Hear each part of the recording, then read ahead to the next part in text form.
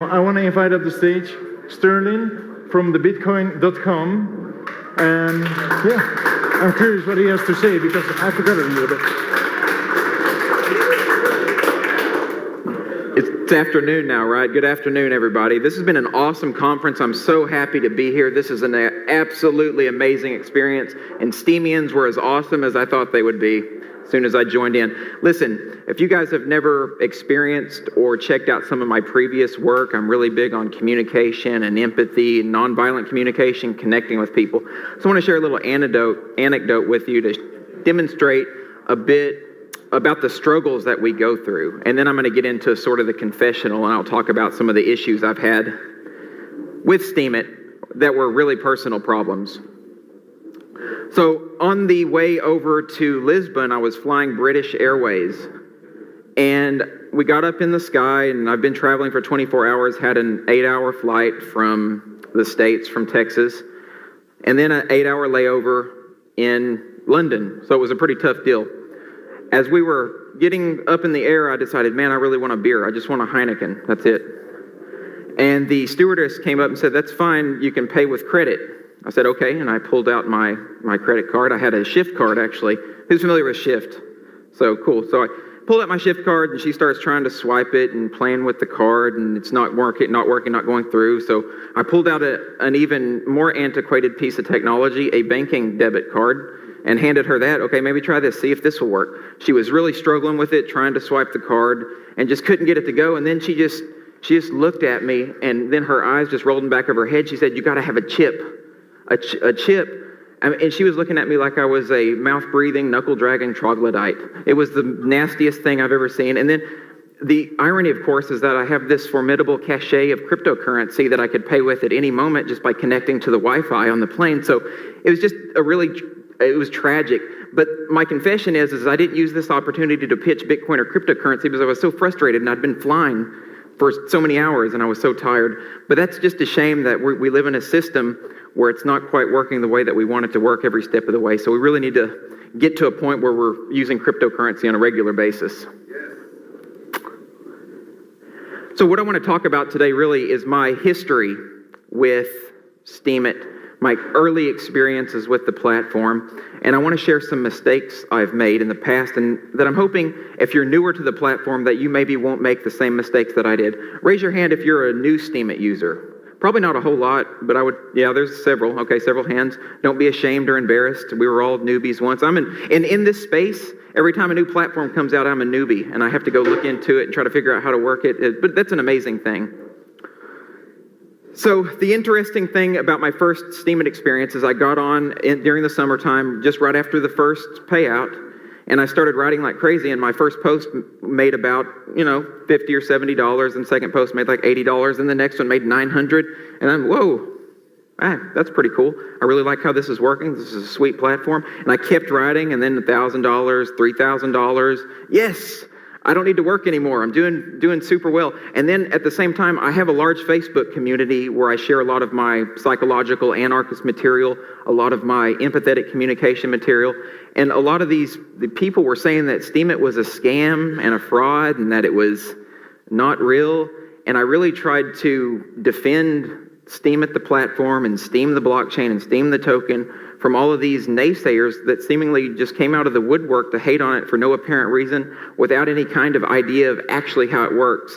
I would name some names, but I'm not going to do that at this point. I don't think it's necessary. Those people know who they are, so that's good. And then, of course, around the same time, I made a video. It was a video basically on how Steemit will revolutionize the anarchist push for global freedom. And this video was watched by Jeff Berwick. You might have seen it in his presentation. He watched it, and then he shared the video and then shared ideas about Steemit, and then like the whole anarchist community flocked over or migrated to the Steemit platform. So I chalked that up as a win, especially for the anarchist and the crypto community. So that was a really big deal, and that was a good thing. But all the naysayers, they kept beating this dead horse of Steemit being a fraud and a failure. And then right around that same time, the price started to decline and my payouts started to decline as well. So I started to get concerned, and I was thinking, man, maybe these people are right. Maybe Steemit maybe is some kind of fraud. Of course, I was not saying that openly because I was stubborn and I was defending my position that Steemit is a very important and powerful platform. But I gave in and I decided to quit Steemit. I stopped using the platform for a while, right after it crashed. I think what did it crash down to, about 20 cents? Is that right, guys, at the lowest? Might have gotten a little lower than that during, what was it, last winter-ish, sometime around there. So I did that. I quit and I stopped. And then something magical happened. The Bitcoin price started to rise, and then alongside the Bitcoin price, Steem started to go back up. And then I saw that. I was like, holy crap, did I make a mistake? Did I do something wrong? I probably need to get back on this platform and check it out. So I did. I got back on and I started writing and started playing with it a bit more. Of course, the naysayers still existed. They were still calling Steemit a Ponzi scheme. I've talked to people in here, a couple of you Steemians, about a Ponzi scheme, and a lot of these guys, a lot of these people that I've talked to, they don't even know how to define a Ponzi scheme, so that anything in their definition of a Ponzi scheme could potentially be a Ponzi scheme. Any piece of money, any piece of value. So they need to learn how to define the terms before they make accusations about a platform that they have no idea how it works. So that was a really tragic thing. But I started using it again, and the mistakes that I made were I needed to leverage my economic knowledge and realize that markets fluctuate because of a lot of different variables. A multitude of different things happened at one time, including the price of Bitcoin also struggled a bit at the time, caused the price of Steem to bottom out a bit for a little while. Plus, there was a lot of euphoria and hype right when Steem came out. But this happens with any cryptocurrency platforms, any type of asset, any type of value-driven commodity, anything of that nature will rise and fall with supply and demand based on market activities. Plus, it didn't help that all these guys were calling it a scam and a fraud for the longest time, which obviously played into this trajectory. So Steemit didn't die. I realized that I had made a mistake. And if any of you guys are new to the platform, just have patience. We just had a panel with the developers yesterday. Those guys are really working as hard as they can to do whatever they can for the platform, to make it run, to make it functional, and to make us happy as end users. And whoever's an end user and whoever's a developer, developers are also end users at some point. So it's gonna work. We just need to keep pushing into the future. And it's gonna continue to work. Now, I want to talk about a bit of the benefits of Steemit, and a lot of you guys are already familiar with the benefits, but for anybody who hasn't heard my particular perspective, I think it's important, especially for us to reiterate it and talk to people about how amazing the Steemit platform is for various reasons. And there's a lot of cryptocurrency systems or blockchain systems that manage these same functions, but it's something very important to remember. So one is, Steemit is amazing because it ignites the creative process. It allows us to really dive deep into understanding the platform and making connections with people on the platform through this incentive structure of gaining Steem tokens, of getting paid to write and getting paid to be part of the system. That has never really existed in any similar function prior to Steemit, because beforehand, you had to work for a boss, and the bosses, I've worked for a lot of bosses. I worked for Walmart for 10 years, and they never really did inspire my creativity. They told me to build this end cap or this stack base with these products, but that didn't really inspire my creativity. I didn't really want to do that. So the beautiful thing about this platform is it inspires us to do what we want to do, live how we want to live, make art, make beautiful things. And that is just so important, and that really is a testimony to where we're headed in the future with this platform, and it's one of my favorite things about it. Speaking of working at Walmart, I also needed to escape the 9-to-5 grind. I'm not saying there's anything wrong with working a traditional 9-to-5 job within the system. If you're voluntarily doing that, go ahead, that's fun. But in my experience with working the 9-to-5 job for 10 years, it was almost mind-numbing because I didn't want to do those tasks. I wanted to do tasks that I wanted to do and to make money for them instead of being somebody's worker drone. So Steemit helped escape that. And there's another really cool thing, and I'm going to share, this is another confession I have with you guys. I was arrested for possession of MDMA and cocaine, and quite a large amount of these drugs. And so by the system in the United States, I have a felony on my record. Well, it was technically deferred adjudication So just legalese for saying that it's not really a conviction anymore after I get off probation. But ironically, it still comes up on a background check. So I got on to Steemit, and I thought, where's the background check at? Oh, good, there's no background check on Steemit, so I don't have to worry about my background anymore. So this is something a lot of people haven't talked about or noticed, but if you have a background, like if you have a drug charge or you've been charged with some kind of nonsensical, nonviolent crime, then just get on to Steemit, start writing, talking about your experiences, and you can do that without having to go through the system and deal with all of their nonsense that really just hamstrings us as human beings. Super important. And that follows right nicely into this next piece of topic, which I still don't think enough people in our space are discussing, but the nature of how these platforms work, allowing us to escape the 9 to 5, allowing us to use our creativity and drive. The purpose of these platforms, and even Dan Larimer, who created Steemit, talked about this. It is to make government obsolete. It is to tear down the systemic structures as they stand and get out of having to deal with this nasty course of violence from these sociopaths who wear American flag pins on their lapels. These guys aren't people that we need to follow or be part of. These guys are insane sociopaths. So if we can do whatever we can, I know that's not really nonviolent communication, but we're all friends here, so I get to bypass the nonviolent communication for the sociopaths, right? So that's what we're doing. We're making government obsolete. We're working to get outside the scope of those systems, and we're wanting to live as consensually and as voluntary as possible. And to me, there can be no higher virtue, no greater good than being able to try to escape these systems. It's just so magnificent. And if anybody's unfamiliar with some of the individuals involved with the early cryptocurrency movement, these are the individuals we refer to as the Cypher Punks. The Cypher Punks are responsible for why we're here today. Timothy May was an early pioneer in looking at these systems from their crypto anarchistic undertones, right? That's the whole movement that underscored these ideas. And that's a definite good thing, because now we know what our purpose is. We know where we're going, and we know what we have to do.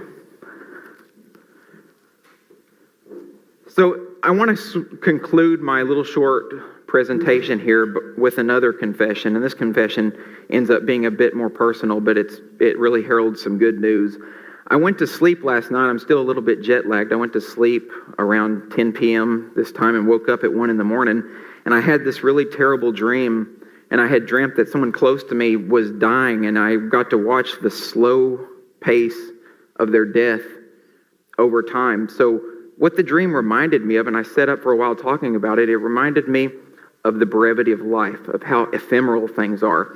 And we really have to acknowledge that, because if we acknowledge that, we acknowledge how important our movement is. We acknowledge the importance of continuing to push forward and make our life as easier as possible, to make us generate more value, as much value as possible, and to also make sure our connections with our community, like all you guys here and with me, that we are all work together to make ourselves prosper and to make ourselves happy. So the relationship component of our relationships in general is just so important and so awesome. And really, with this Steem community, with the cryptocurrency community at large, and with my team at Bitcoin.com, I've really finally found my place. Before, I languished away in the system. Like I said, worked for Walmart for 10 years, working on a master's degree in clinical mental health counseling. But I decided all the bureaucracy and all of their sick, twisted structures were not for me. But this, where I can live a life how I want to and move into the future how I want to, is perfect for me. And I'm so glad that you guys can be here on this journey with me. And thank you for being part of my family.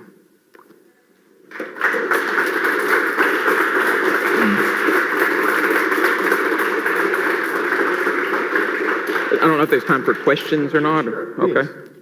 So, if anybody has any questions, I would be more than happy to take them. Hello. I wanted to talk to you privately before Sure. the conference, because I also work for Bitcoin.com.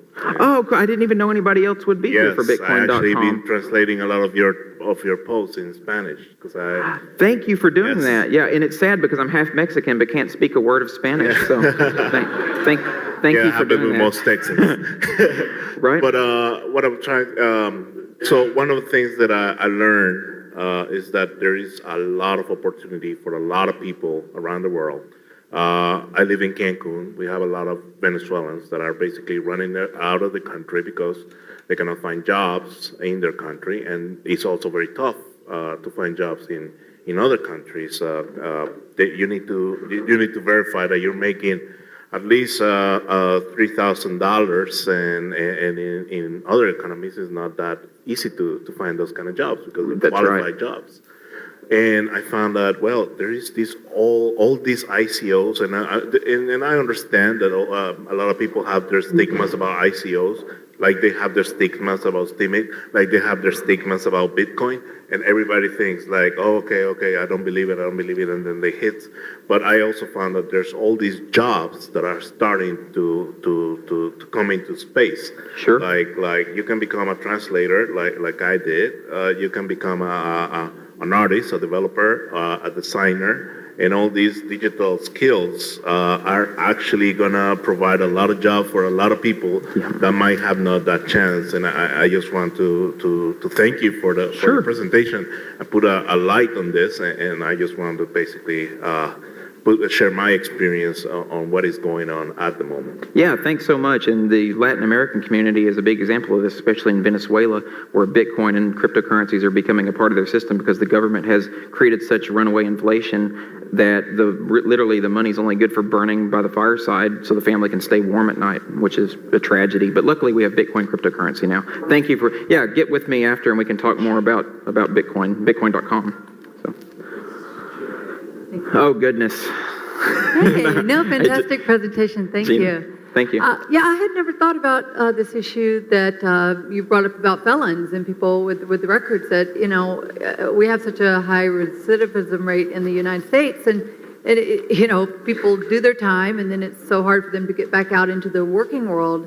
So could you just elaborate on your thoughts on that a little bit? Sure. Maybe I'll share a little bit about my experiences. As soon as I started working for Walmart, I worked for them for 10 years, and then I got, in trouble, and I had to go to court and went through the process, but I didn't say anything to Walmart. I just kept working for them. Anyway, Obama became president, and they were deciding on some new gun laws, and what they did was they conducted background checks on all members of management. I was a salaried assistant manager for the company, and then all the people in the sporting goods department. So they ran a background check on me, and then I had to go to the home office, and I had 10 of the corporate masters standing around me, and I had to explain to them my situation and what had happened to me, and then fill out a bunch of paperwork. And then they said later they would let me know what happened. Anyway, they came back a couple of months later and told me that I was fired after 10 years of working for the company.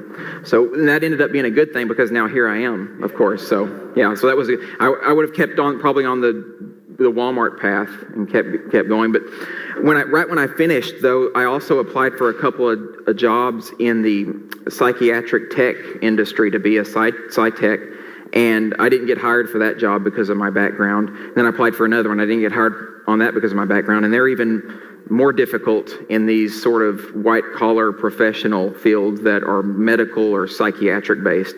So that was really horrible. But now things like Steemit have cropped up. We can write to our heart's content. We can tell our stories, and we can earn money doing it. And there's just going to be more of these kinds of platforms, and Steemit's going to get better. Now we have the smart media token, and we're going to be freed from all of this nonsense, and that makes me extremely happy. It looks like we get to get the last laugh, and that's a good thing. So. Fantastic. Thank you. Yeah.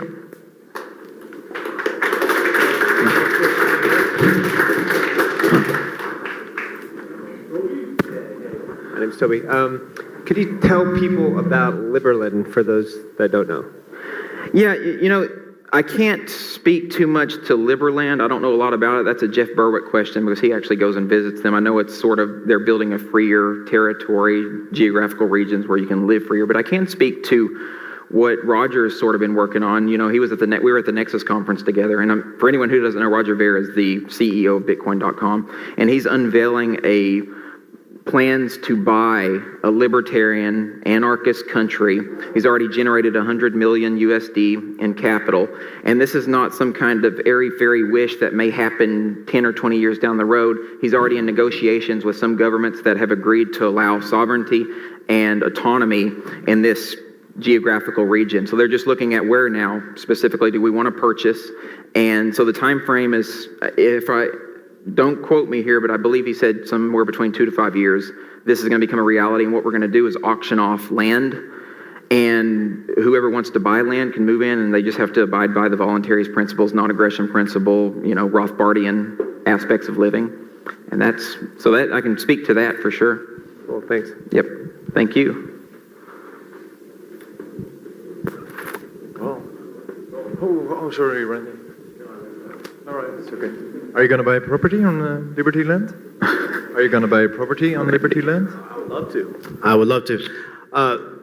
Speaking to the creeping influence of the establishment in the crypto community, I was just in Prague and we were at a talk, and these guys were so all about regulation, all about using the blockchain for voting, and I got really pissed, and I spoke my mind. But what can you say to the establishment creeping in, and like the CME this week, talking about futures for Bitcoin and things like this? What do you think about it? Right. Well, first I want to say, Randy, thank you for your service, and I think I've told you that before. So getting pissed and saying something about it is obviously the first step.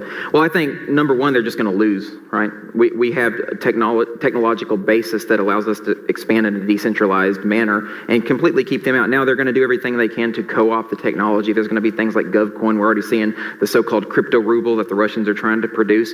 But no one's going to want to buy some shit coin that some government bureaucrat decided to mint out of thin air and basically just matches the same fiat currency system where they're printing money out of thin air. It's going to be the same thing, except they're going to use the buzzwords that we're all well familiar with. But it's just going to be a database. There's going to be a database where they control the supply, and it's going to have borders now. So people will get to choose what kind of money they use, and the money that's going to have more value, the cryptocurrency going to have more value, are the ones that are borderless, the ones that are permissionless, and the ones that any one of us can use to make exchanges of value. So I don't really see that as any threat whatsoever in the cryptocurrency system. But the sad thing about it is there's still going to be casualties. People are going to go to jail, like I went to jail in regard to the drug war. People are still going to literally die as a result of their actions.